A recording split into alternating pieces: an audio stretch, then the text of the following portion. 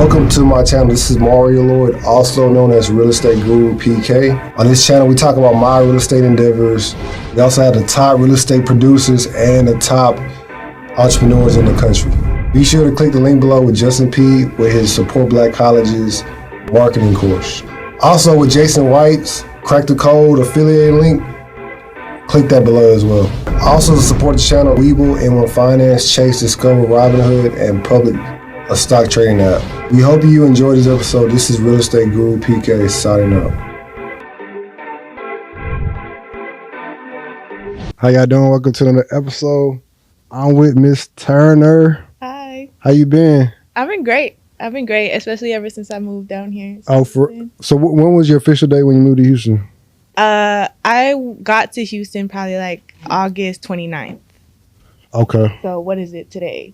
Today's November 17th. So it's been 2 months? Is that 2 months? 3 months? September, October. About 3 months. Yeah. Almost 3 months. Yeah, it's crazy. Ever since I moved, I feel like I just grew even more. Like you matured? Not only matured, but just within business and my mindset. It showed me that I can do things that I thought that I couldn't. Because it was, before I left LA, I actually cried several times. Because I knew moving out of LA was something that I had to do, but it wasn't easy. I knew that in order to get to the level of success that I want, I have to get out of my comfort zone. And LA was my comfort zone. I lived there like my whole life, never lived anywhere else. How'd your dad feel about you moving? It seemed like you close with your father. Well, I would say I'm more close with my mother, but my parents have been together their whole life. So my parents, at first they were kind of iffy because I don't really know anybody out here in Houston. So it was kind of just coming out on a leap of faith. And, as parents, they were definitely concerned, but, I couldn't let that stop me because, like I said, I feel like being in LA was holding me back. Are you their only child? No, I actually have a twin brother and a little sister. Oh, for real? I'm a twin brother. Yeah. That's cool. So he stayed in LA too? He's in LA right now. Yeah. So you don't know besides BR, you don't know nobody else? I've developed a couple relationships since I've been out here, but coming out here, I didn't know anybody. But now, about 3 months in, I've developed a couple relationships. But yeah, I didn't really know anybody coming into Houston. Has your money skyrocketed or it just kind of stayed the same? No, so while I was in LA, I felt like I was stagnant. Like my money was staying the same. But ever since the move, it's gone up for sure. Because of Airbnbs? One, because I got into Airbnbs, and then two, I make money on social media as well. So just putting my story out there and posting content, I think people are really sleep on content. Like you can turn content into money. So I have digital products and mentorship as well. So sharing my story as far as me moving to LA, I'm moving from LA to Houston. It inspired a lot of people via social media. So it developed that know, like, and trust factor. So when you post content, you have to develop a know, like, and trust factor for people to buy from you. Like they're not just going to buy from you just because. So I feel like putting myself out there, being vulnerable and showing people that, hey, like I'm a regular person just like you and you can do it too, has, allowed like my brand to grow, allowing my income to grow. So you're making people feel like they know you? Yeah. Correct. Via social media. Okay. Yeah. How much you making on Instagram? How much? Yeah. So right now I make on average a month about 5,000 just on like my digital products. It's on your digital products? Just on my digital products. How much is Instagram paying you though for posting your reels? Instagram doesn't pay me. So I make my income from selling my digital products. Okay. Yeah. So you're not getting paid from your reels? You're not monetized? Not yet. Not yet? Not yet. Wow. Yeah. Okay. So I want to say why they not pay? I'm getting like 100 a month right now. From Instagram? Yes. On Reels? You only have 12K followers. I know. How do you do that? You're supposed to get monetized after 10K followers. Did it? Do they automatically? They Just pay you? they automatically they like, hey, you're eligible, blase. And then I get subscriptions too. I got people that subscribe to my personal stuff too. See, I'm doing something wrong. I gotta look into that though. Okay. I have like almost 24,000. I know. Are they reels though? Or you post reels? Or you I just post mainly reels. Like reels are like you get a bunch of views. Yeah. for sure. Yeah. I don't know what this. I don't know what to say. I gotta look into it for sure because I'm missing out. But most of my income comes from the digital products or mentorship that I sell online. Yeah. So let's talk about. I always ask guests about their story, like how they came up, like how they grew up. So you want to start how you grew up in a Malaysian household? Well, I'm not Malaysian. Oh, I was just asking you if I look Malaysian. But I mean, I thought Belizean. I'm sorry. I'm sorry. I meant to say Belizean. Yeah. So my parents are from Belize, like straight from Belize. They came to Los Angeles when they were about like in their early 20s. So I grew up in LA. I was born in LA, but my household was of like a third world country mindset. Right. So I grew up with very strict parents. So I was the first daughter to Caribbean third world parents. So I grew up in a very, very strict household, I would say. I wasn't allowed to go out much. Like I was controlled for sure. And for a long time, I was doing what my parents wanted me to do. So like usually, I'm sure a lot of people can relate. Like my parents they had this idea for me as far as, okay, go to school, graduate. And I actually do have a bachelor's degree. So, but the only reason that I went to school was because that's what they wanted for me. So the entire time that I'm going to school, I'm unhappy. It's not something that I want to do. It's just, I'm thinking that this is the best way and the only way. And because my parents, force you to? Pretty much. It wasn't an option for me. It was like, you're going to college.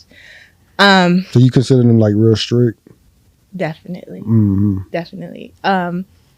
Very strict. Just, it was very hard for me to just do regular things as like a teenager. Because of religious, or that's just how they was? That's just how they were. That's just how they were. I feel like I feel like it came with good intentions.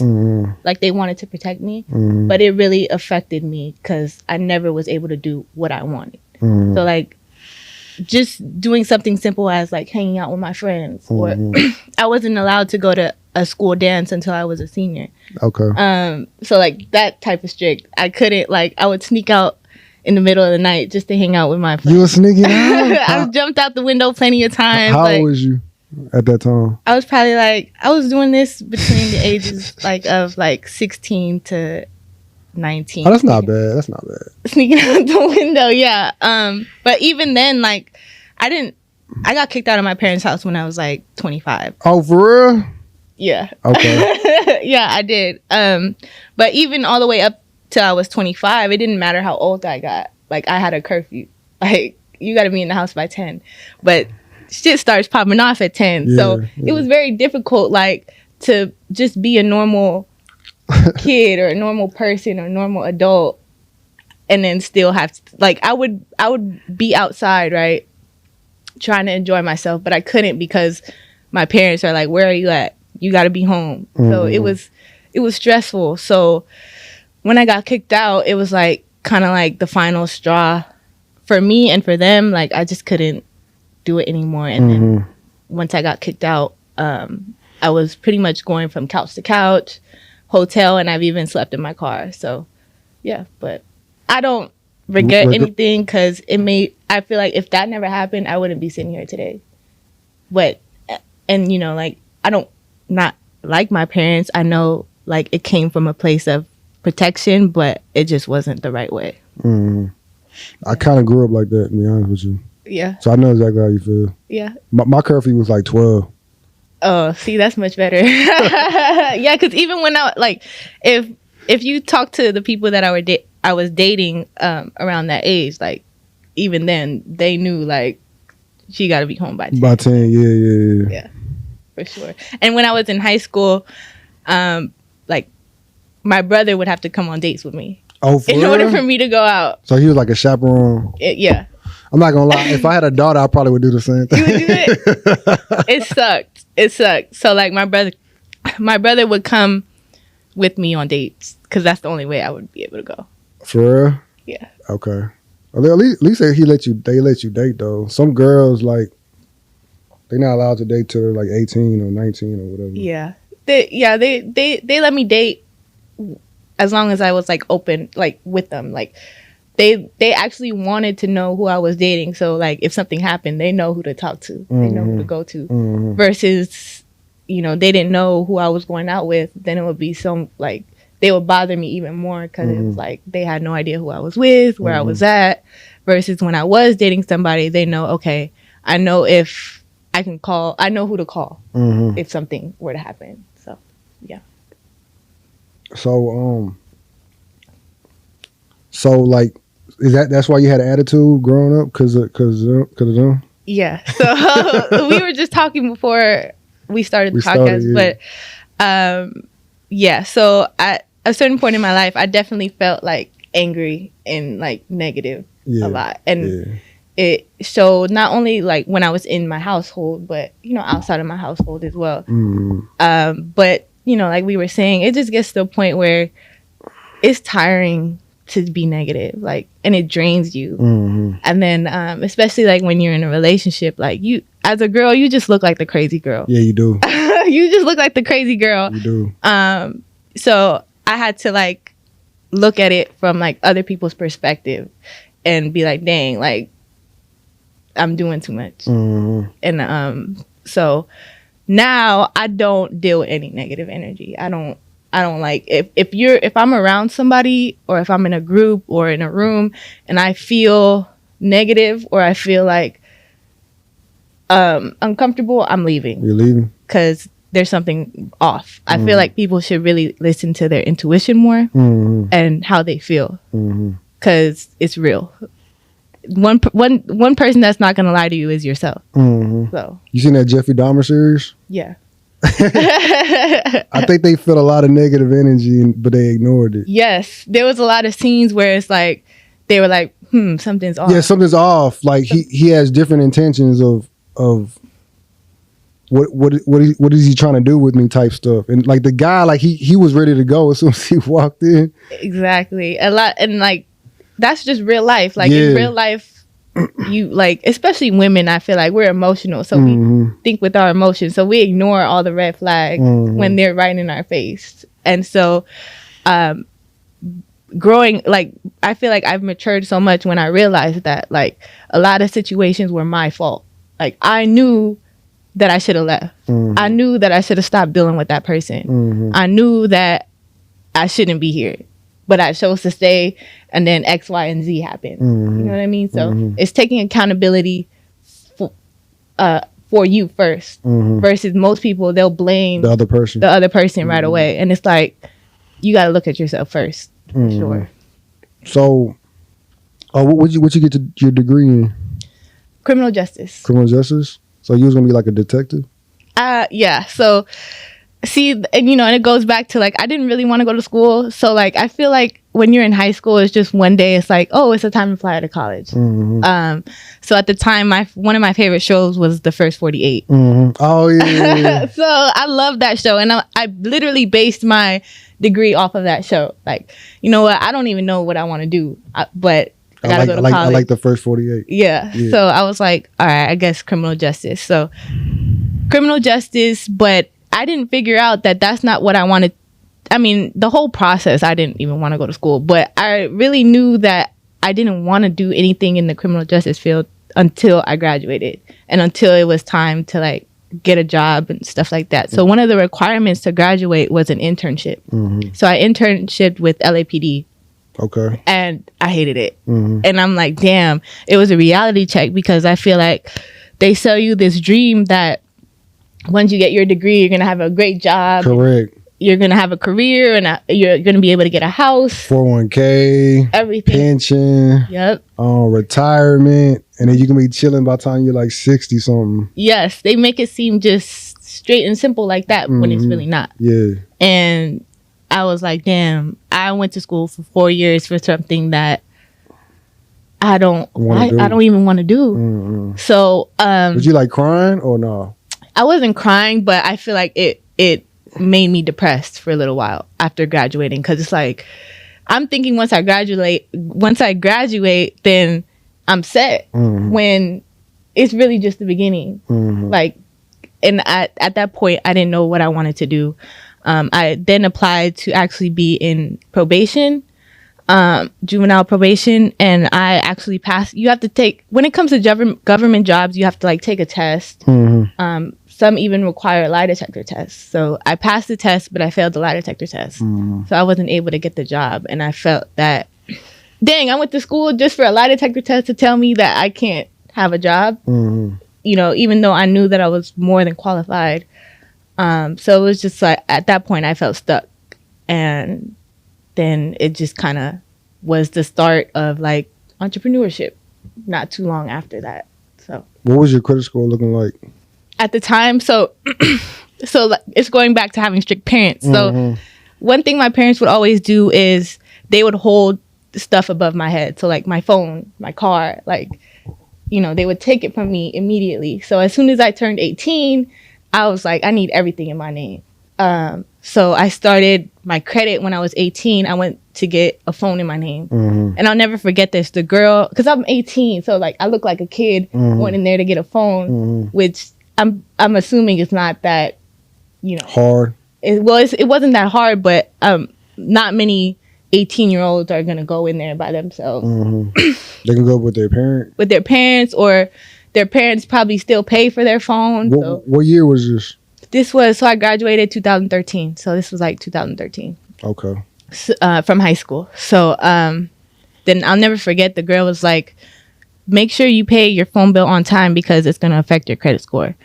And I was like, so like just her saying that one sentence was like, okay, I know like I could never miss a payment with anything really. So my credit score has always been good, because then after that I got an auto loan. So I was building credit profiles early. So by the time I started entrepreneurship, which was, I would say like 25, 26, my credit score was like over 700 with multiple credit profiles. So I was able to jump into car rentals right away because I had good credit. You don't need money when you have credit. So, yeah. So just based on your phone bill, you was able to. Well, it was more than my phone bill. So I got my phone bill when I was 18. So, but in between 18 and 25, 26, which is when I started, I got a car loan, several credit cards, student loans. So it was more than just a phone bill. Between the ages of 18 and 25, I got all those in my name. Okay. Yeah. So where did like the light bulb turn on when you decided you want to do Turo and all that? So I had lost my job when I was like 24, 25. It's your first time getting fired? First time ever. Like I was like employee of the month type of girl. Like I would always go to work. I would never call off. So to get fired was like devastating. It was devastating. It was not something that I ever expected to happen to me. You was mad? I was hurt. Oh, you was hurt? I was more hurt than mad. You was like, all this stuff I did for this company? Yeah, because it was like that company, it was a plumbing company. It was like I worked for a contractor pretty much. So it was like I had more close relationships with like the owner and the boss. But that job honestly has helped me today as well, because I was in charge. I had pretty important duties in that job, pretty much to literally help run the business. And I feel like a lot of people are employees who actually run businesses and they don't even realize it, or at least help run a important part of the business, like in management. Yes. So which you could take that knowledge for yourself and develop something for yourself.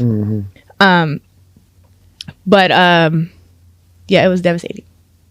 I lost my train of thought for a second. Okay, that's cool. Yeah. So what'd your parents think of your tattoos? So I got my first tattoo when I was like literally the day I turned 18. Cause was that like a payback shot or It wasn't necessarily payback. It was just something that I personally wanted for myself, but I knew my parents were against it. So my first tattoos were all places that they can't see. Okay. So like my back, like my ribs. Yeah. So like when I have a shirt on, like you don't know I have a tattoo. So a lot of my early tattoos were hidden like that. But it got to the point where I just didn't care anymore. But, you know, they didn't like it, but nothing really bad happened from them. They feel like you was rebelling? They feel like you was rebelling? Oh, yeah. If you ask them, I was like... The problem child? Yeah. For sure. So you was a black sheep and you became the goat of the family? Literally. Yeah. Literally. I was definitely the black sheep. I was always the kid that didn't listen. Yeah. But I didn't listen because I wasn't being disrespectful or anything. It was like I said, I just wanted to do normal things, like go out with my friends, stay out late, just do normal things. But to them, it was disrespectful or I'm bad because it's not what they wanted me to be doing. So it was constant like butting heads because it's like I just let me be me. You're not letting me be me. It was more so your dad or your mom? It was mainly my mom. My mom runs the household. Oh, like she does? It's like her word, like. My dad provides for everything, but she's the boss. It's whatever she says, and so it was mainly her. Okay, for sure. It was my dad. We was the one that was butting heads. I know I could relate. I was a black sheep, and I became the goat. So no, for real, that's how it is. That's how it is. Yeah. Mm-hmm. So what do they think of you now? They're proud of me now. Ever since I kind of like moved out, got my own stuff. I'm no longer attached to them as far as like any of my bills or, you know, I don't live with them anymore. So I definitely have a better relationship with them. I can talk to them now. But they're definitely proud of me now. Yeah, for sure. That's cool. Mm-hmm. So you're big on marriage, right? Definitely. So you plan on getting married soon or no? Well, Well, when people ask me that, it's like, it's not up to me. It's not up to you? It's up to, you know. You can give them an ultimatum. Definitely. You don't want to do all that? I do. Oh, you do? Are you want to do that? I do. Like, you got, because I'm 27. Yeah. So, you know, like, I feel like for women, after a certain age, it gets harder to have kids and blah, blah, blah. So for me, like, my time clock is ticking. So, you know, I'm actually dating someone right now, and it's like, I need, you got 2-3 years. Oh, that's what you told him? Yeah. What did he say? You know, he didn't really say much, but we'll see. We'll see. Are you gonna get a prenup? I've thought about it. I haven't. I've thought about it. I'm not against prenup. So even if he were to bring up a prenup on his end, I wouldn't be against it. But yeah. You don't think your parents gonna be encouraging that? A prenup? Yeah. No, because I think they would want the opposite. Actually, I think they would think like a prenup is like, wow, you know, like some people just think a prenup like is like, why would you get a prenup if you're getting married? But at the end, like I understand because you never know. Like you really never know. It's not that I plan to like get a divorce, but if it got to that point, like I would definitely want my assets protected. Correct. You know what I mean? Especially I worked hard for it. And then even on his end, you know, I would understand. Mm-hmm. Sure. I mean, all it's doing is just telling the person that whatever you brought to the table, you keep it, and whatever they brought to the table, they keep it. Yeah, I feel like it keeps it not messy. Correct. So not that, like I said, I'm not planning on a divorce, but it's better to have it than not to have it. So how many kids you plan on having? I really want to, like, a boy and a girl is the perfect situation for me. Does twins run in your family? No. No? So I'm like, me and my brother are like the first twin in our family, yeah. So how many mentees you got? So I started my mentorship probably like almost 2 years ago or like a year ago. I have about 15 mentees now. Mm-hmm. They all over America or they like in LA? All over United States. So like when I was in LA, I had some in Texas. So I have some in like different states, Florida. So, and this is just all through social media, just posting my content and promoting my mentorship and pretty much just teaching them what I've learned, what has helped me get to this point. So, you know, I feel like I'm mainly known for like car rentals and Airbnb, but I teach people more than just car rentals and Airbnb. I teach them like how to get your credit right, how to get stuff in your business name, how to make money on social media, pretty much everything that I know that has helped me build my income and my brand. How much it cost? So right now it's $1997, $2,000 pretty much. So it's at $2,000, but it's gonna go up. How much is going up to? It's probably gonna go up to 4K. Because you know, like, because my time is valuable. So I feel like, you know, for a lot of people, 2,000, well, 2,000 is a lot of money, but like, it's not a lot of money to invest in yourself. Like, I make $5,000 just off my digital products. So like, is that, you know, like, you're giving up, let's say it is 4,000 to learn how to make 5,000 every month just off one source of income. And you know, there's still Turo. I made my first 10K from Turo. So it's really not a lot of money. People just have a closed mindset and they hold on to money too much, when I've come to learn money is not valuable. Like, it's not. I'll give you an example. It's a tool. So people want money so bad, but they don't even realize they don't want the money. They only want the money because they know that the money is what they need to buy whatever it is they want to buy. So like, you know, if they wanted those new Jordans, they don't really want the money, but they need the money to get the Jordans. Jordan's correct. So the money is worthless. So whatever is valuable to you is what's actually valuable. So I am of value because I have the information and the knowledge and the experience. You know, I'm able to teach people in my mentorship the mistakes that I've made so that they don't make it. You know what I mean? So yeah. You should be able to charge 4K. That's how much you paid your yeah. mentor. So Jeremy, Chopper's Way Out, shout out to him. I paid him 4K and it was well worth it for sure. So what'd you learn from him? So I learned a lot from Jeremy. So when I actually signed up for his mentorship, I was still in LA and I was only doing car rentals. And I had started my mentorship, but it wasn't what it is right now. So I felt stuck. Like, I didn't know how to continue to build my car fleet. I didn't know how to continue to build my brand. So I felt stuck. So I'm like, I need this mentorship because I need help as far as getting to the next level. You can't do it by yourself. Correct. So I signed up for his mentorship and he taught me pretty much how to scale my business, how to get more funding. He's the one that actually helped me with the digital products. So the digital products was just a whole nother form of income that he helped me blow up pretty much. So it was worth it for sure. You got a funnel? A funnel? Yeah, I got a funnel. So okay.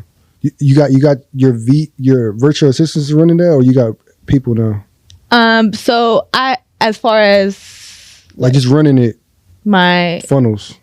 Yeah. So it pretty much runs on its own. Okay. So I don't really have a virtual assistant. So I have my funnel and it's in the link in my bio. So it's already set up to where like people can just go on there and buy products. Like literally as I was walking here, I got a sale. Oh, for real? Yeah. Like just, that's what I love about digital products. That's like wild. I be doing just what I want to do and make money like while I do it. So just walking here, I made like $300. Like making money in your sleep. Making money in my sleep. Literally right before you called me, I got notification that I made a sale. And it was right after I posted my reel today. I don't know if you saw it. But it was no, I did when you was at Home Goods. Was it? No, it was. I posted one today about just a tip about car rentals, and someone bought my car rental course. So it was like just one sale. Just based on that. Just based on that content, people be like, "Oh, dang, I want to learn more." I give them little pieces of information in my content. Then like, dang, but that little piece of information is not enough to really like go out there, but it makes enough sense to where they're like, I want to know more, right? So then they'll go into my link tree in my bio and they'll purchase my car rental course. Okay. Or even I actually have my Airbnb course dropping on Black Friday, but then they would go to my Airbnb course and buy it to get more information from the little clip that I posted if that makes sense. That makes perfect sense. Yeah. So content for sure. So you posting every day? I post every day. Like Instagram has become a whole business for me. So I operate my Instagram like a business. So a business is open every day, right? Usually Monday through Sunday or whatever your business hours are. So if you're not posting every day, you're closed. So yes, you got to post I post every day. So what brought you to Houston? So I felt stuck in LA. And I feel LA has a culture of like fast money, drugs, just yeah, it's not a well, I grew up in LA, so my surroundings and my environment was just negative. Like all people wanted to do was smoke weed, drink, go out, buy designer clothes, nothing productive. So what was the neighborhood you grew up in? I grew up pretty much like in the Inglewood area. Inglewood. So yeah, I went to school in Gardena, Sarah High School. So I'm really, really from LA, and it's just not a lot of people that have the mindset that I have. Like I always felt like I didn't fit in because like in LA, it's like if you're not like, I've been made fun of because like I went to college or I went to school, like I'll be like a square in LA kind of a little bit, if that makes sense, because I'm doing like productive things. I'm not out there smoking, drinking, or being a part of that lifestyle that, when you think of LA, if that makes sense. Yeah. I mean, when you think of LA, you think of gangs and then like the Hollywood and just different, it's like all mixed together. Yeah. So that's what, pretty much like LA is kind of known for that, like Hollywood, gang banging. So just negative things that really isn't productive to my growth for sure. So I had to get away from that environment, and just even like the people that I knew, like I would try to put them on as far as like get your credit right, invest in, start a business, and nobody wanted to hear it. So, I like nobody in my like circle, or that I tried to, that I grew up with, right? So, nobody wanted to hear it. Like it was always negative. It was always like, oh, it's impossible, or oh, this. Like it was always a but, or like what. For me, if I want to do something, I'm gonna do it. Like I'm gonna figure it out. And I've also I would go to a lot of business conferences. So like Invest Fest, Circle of CEOs, like all their events. I would go I would literally get on a plane by myself. Nobody ever wanted to come. I'll be like, hey, like there's this event going on, like come with me. It's in Atlanta.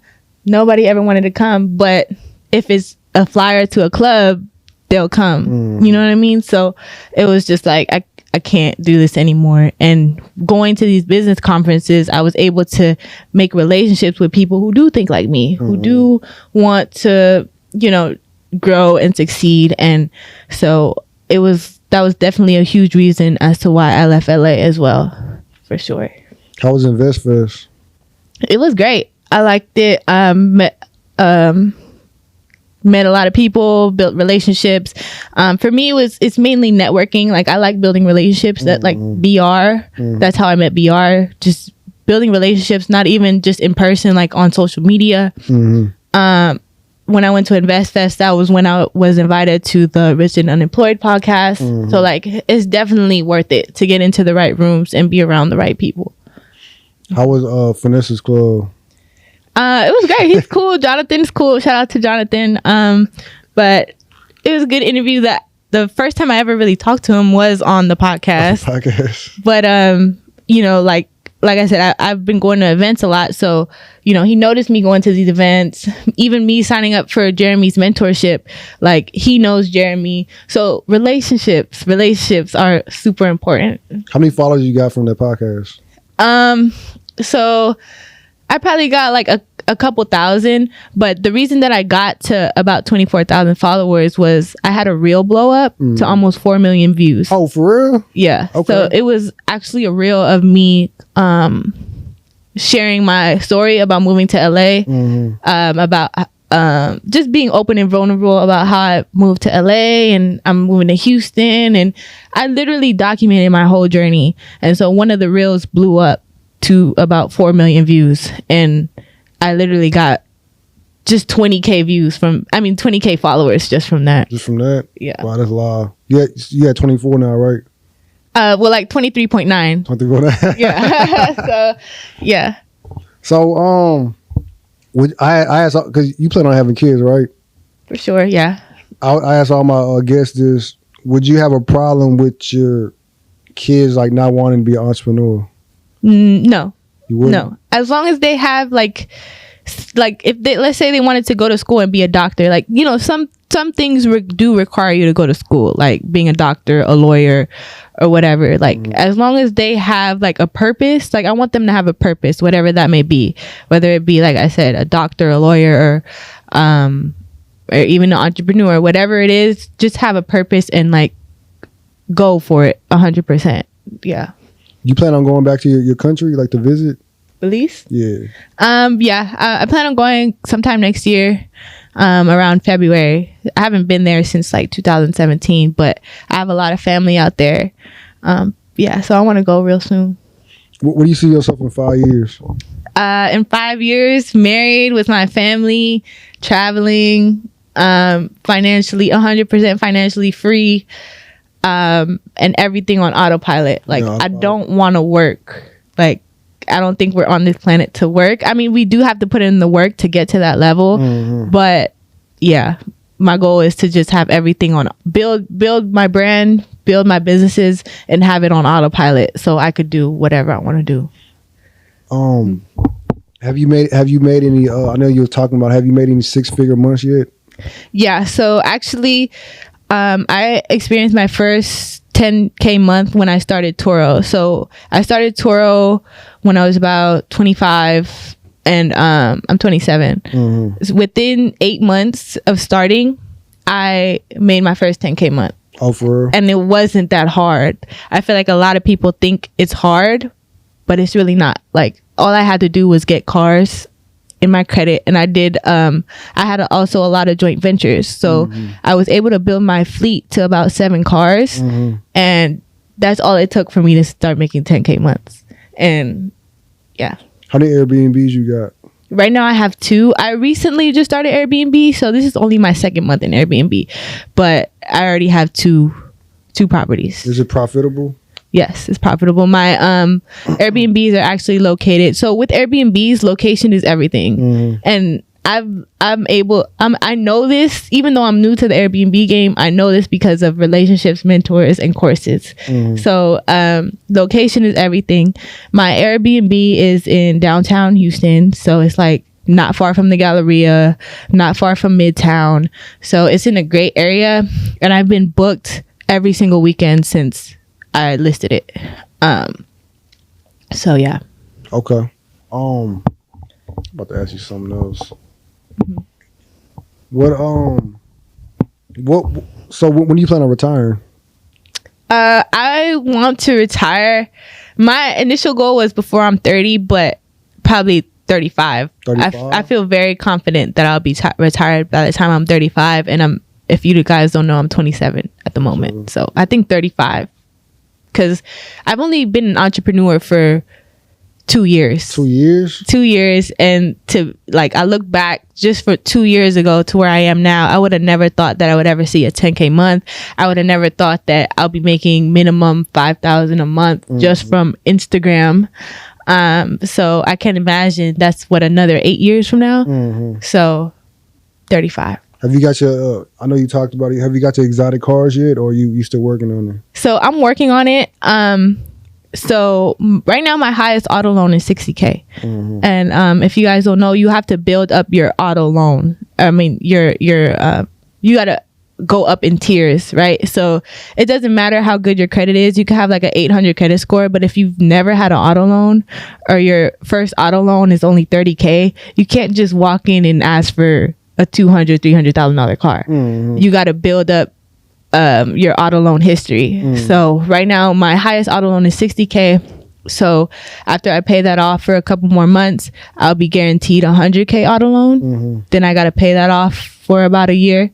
And then I'll be able to get approved for like an exotic car after that. So it's a process, but I see myself having an exotic car within the next 2 years. What do you want to get?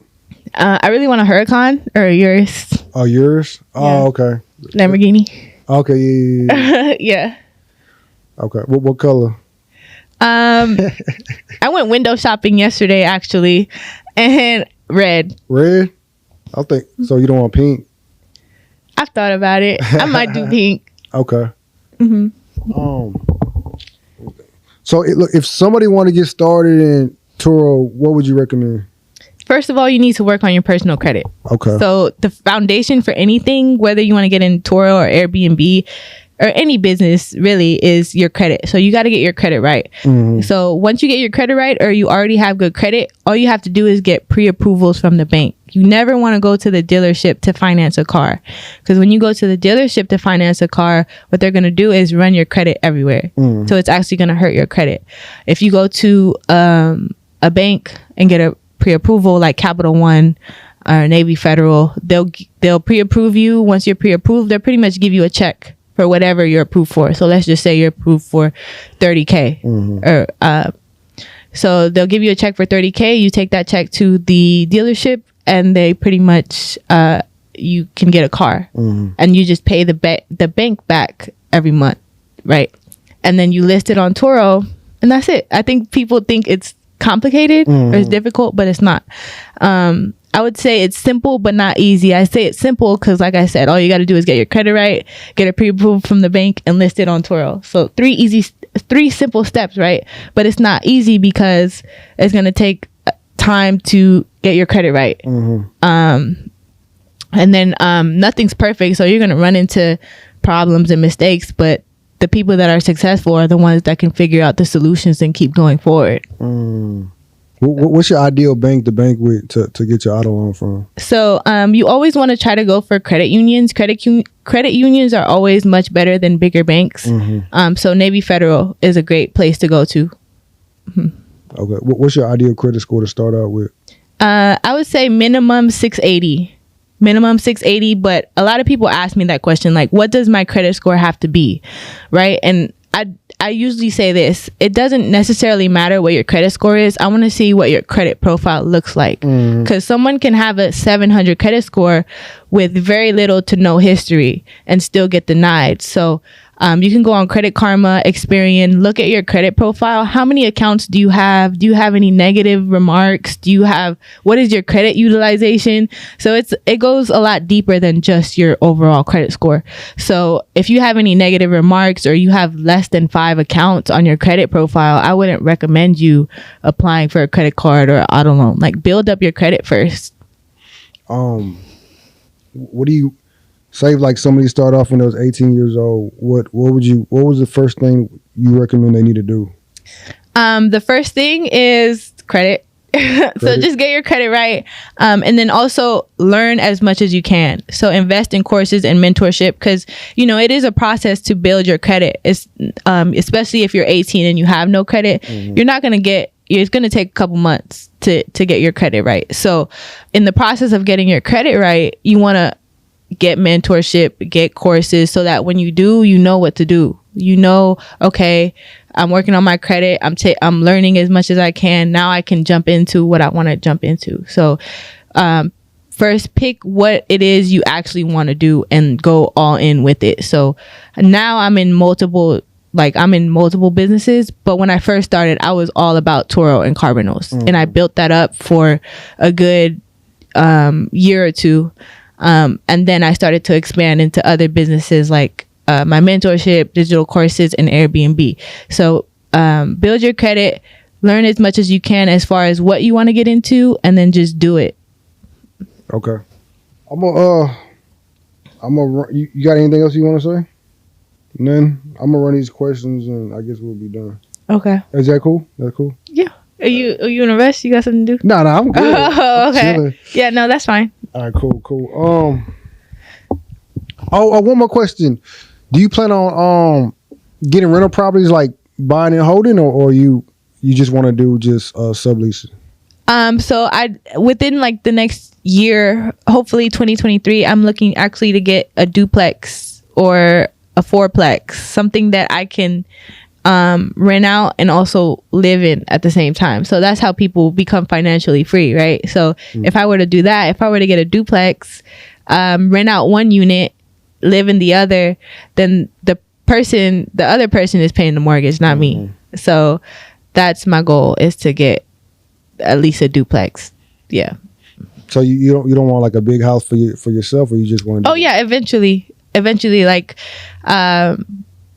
maybe within the next 3 years, just have a house for, my husband and my family for sure.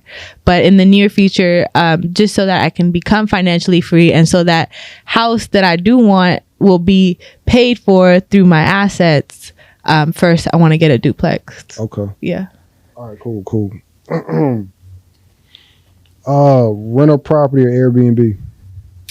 I prefer Airbnb. I like the fact that I don't own the property, so I can like walk away from it if I wanted to or if I needed to. Okay. Stocks or NFTs?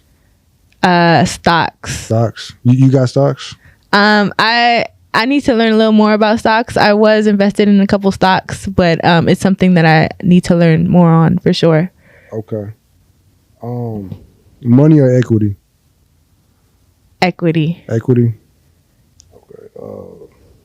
850 credit score, $1 million.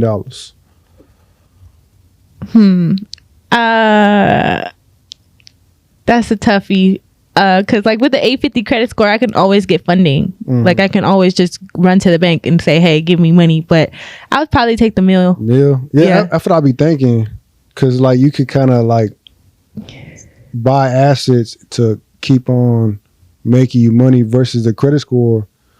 I had that problem to this day. I'll be maxing out my credit cards, rehabbing, and then they'll start taking away my credit limit. And so it's like, I mean, credit score only takes you so far. I agree. Yeah. I agree. I would take the meal. But a lot of people say 850 credit score though, and then they like, oh, I get $1 million, but it's like that's hard. That's super hard. Yeah, I would take the meal. Okay. Yeah. Turo or Airbnb? Airbnb, because it's much easier to put on autopilot. Than Turo? In my opinion, yeah. Okay. Business account or regular checking account? Business. You always want business. With everything? Yeah. Okay. Atlanta or LA? Atlanta? I'm so sick and tired of LA. I mean, I hate to talk about my hometown like that, but when you just live somewhere your whole life, like I feel like it's a different. I mean, you've lived in Houston your whole life. Yeah. What is your take on Houston as someone who's lived here your whole life? I feel like Houston's been good to me, to be honest with you. I ain't had no problem. Like, I've never been robbed or nothing like that. I go wherever I want to go. I wear whatever I want to wear. So I think the people like in Houston are different than people in LA. Like, I feel like the mindset for sure. Like down here, like, well, Southern hospitality is real. Like in LA, everybody's bougie. Everybody? Most people. Okay. Except me. How was Atlanta when you was over there? I love Atlanta. Same thing. Everybody's super nice, super friendly. And I'm from LA, so I'm not used to like, it's like trees and it's really pretty. So it's, I'm not used to that. So I like it. Okay. Yeah, that's it. Okay. Thank you so much for coming. I appreciate you. We could probably do some joint ventures because I plan on getting on Airbnb like by the end of next year. Okay, bet. I wait until all my inquiries hop off. I think you and BR, like, I'm probably gonna connect with. Oh yeah, actually, me and BR we're joint venture now. Shoot, so yeah, definitely tap in with us. Okay, cool. Thank you. So, if you need help with your rental properties, let me know. Okay, bet. I will. I'm not really no Airbnb person. I got evicted. Oh, okay. You did it without telling them? Yeah, I did it without telling them. What caused you to get evicted? Like, what happened? Okay, look. The last month, he wanted to He wanted to rent it out. He wanted to show it before we got all our stuff. And I think it was like the 21st. He came out and he was like, he emailed us like, "Hey, I'm gonna come look at the the rental property." The apartment. And we didn't respond. No, it was the house. Oh, okay. We didn't respond, and so he just showed. He said he was gonna send his realtor. So I was like, all right, that's cool. I ain't say nothing though. So he shows up. And so we're talking to the guests. They're already complaining. They're complaining about the sheets and all this stuff. So we're over it, right? So they go and get some sheets. He pulls up on the 20. He pulls up and he's just blowing. He's like pressing the ring. He got some people with him. He's trying to show the house. Dang. He's blowing me up. I'm not answering. I'm just like, oh wow. I already paid him for the month, so it was kind of like you was paying rent and everything. Yeah, I was paying rent. I was paying before the first. I was paying like on a 28th, 29th, like 3-4 days before the first. Like we never complained about anything. Oh, okay. His rental property wasn't like the garage didn't have the thing where you could press the button and go up and down. You had to like hold it up. Yeah. It was like decent, but it wasn't like he didn't want to fix nothing. Like he was one of those. Like I got 9 rental properties. I fix everything. Any problems, I fix everything. So he was like an a-hole. So I was just kind of like, whatever, right? So we tell the girls like, hey, go to the mall, like, you know what I'm saying? Go. He's gonna be gone by later on in the day. But they pull up, and he pulls up like the mafia. He's like, open the door. Dang. They're all shook. They're like, they're opening up the door. He just walks in there. He starts making all these phone calls. I think he calls his lawyer, and I got a lawyer. So I had my lawyer call him and everything because he was talking about evicting me. And I was like, bro, like you can't evict me, bro. Like we already paid you. It's like 9 days till the 1st. And he changed the locks, and then he gave us like 5 days to take everything out.